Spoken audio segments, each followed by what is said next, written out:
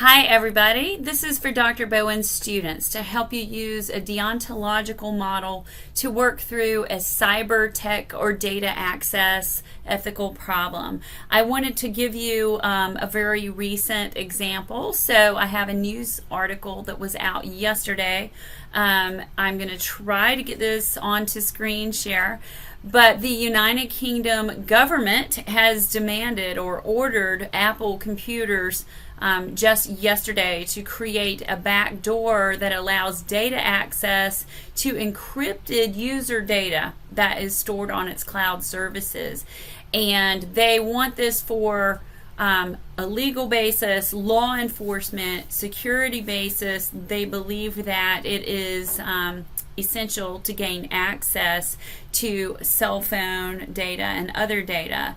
And as you may already know, Apple has been extremely protective of user data and has resisted such demands in the past, although we don't know what they did this time because it was in the order that they were not allowed to publicly answer.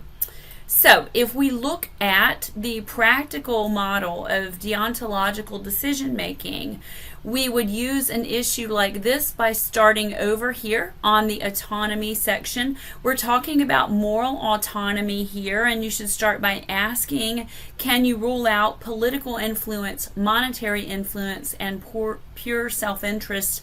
I would say that in this particular case, the UK government cannot rule out political influence. So they would not even be able to start the ethical analysis. It's such an unethical order from the very basic premise.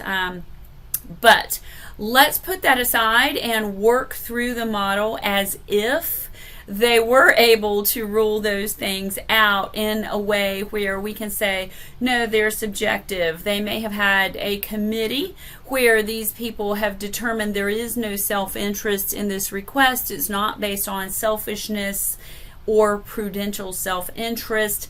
Then those folks would have to also move to the questions section and answer these questions. So, could I or we obligate everyone else who's ever in a similar situation to do the same thing they're trying to do? So, would every government be able to order every individual manufacturer of technology to make user data non-encrypted and offer a backdoor to get that data? I think we can all agree that that would be a very invasive thing, especially for many governments that we can't trust, totalitarian regimes, dictatorships, and so on. So we would say no. The next question, would we accept this decision if we were on the receiving end? If I was someone who had very sensitive trademark patent development information on my phone, would I want the UK government to be able to access it? Absolutely not. Of course I would say no. And then, have they faced a similar ethical issue before?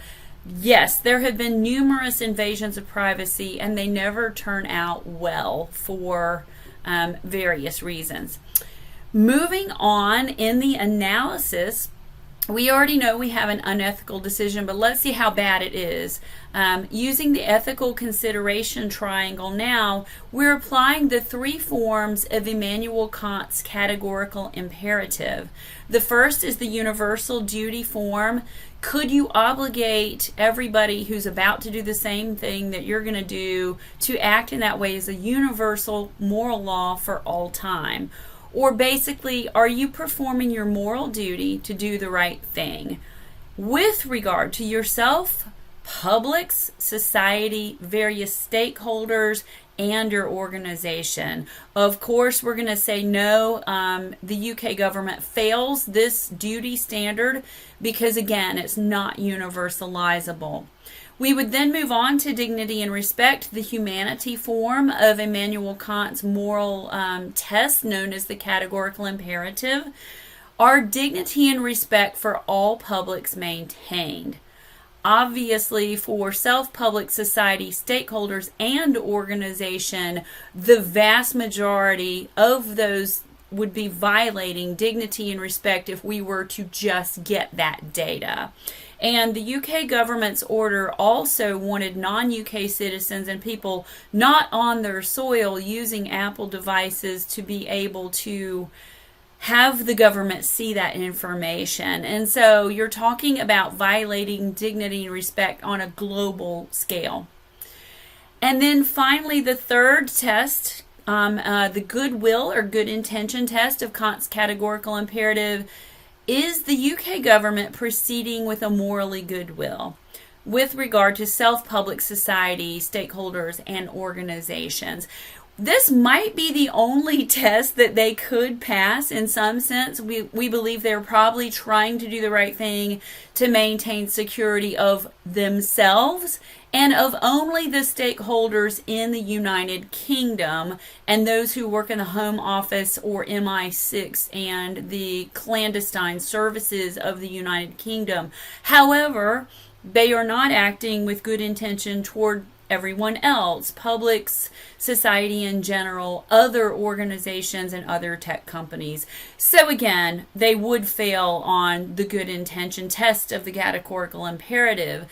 To make this model work, you're supposed to communicate symmetrically, gathering input and gaining understanding to make sure that all perspectives of the groups inside the triangle are understood and can be considered in accordance with their merit and their rational arguments.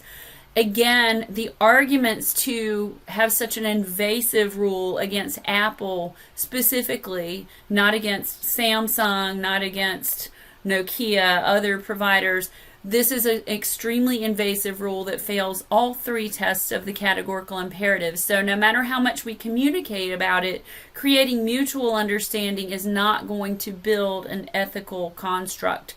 So we know that this is an unethical rule by the United Kingdom's government.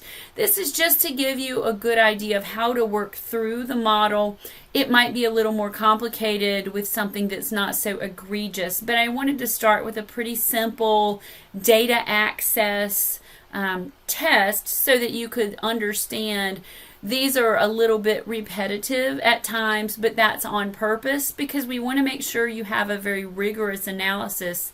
So if you're looking at the three questions in the question section, they are slightly duplicative of what we see in the categorical imperative test. And of course, symmetrical feedback means that this is an ongoing examination of the moral analysis. But in no way are you ever going to be able to justify such an invasive order as the United Kingdom wants to Apple using deontology. I hope this helps everyone with understanding data access and cybersecurity issues and deontological ethical decision making. Thanks for watching. Bye.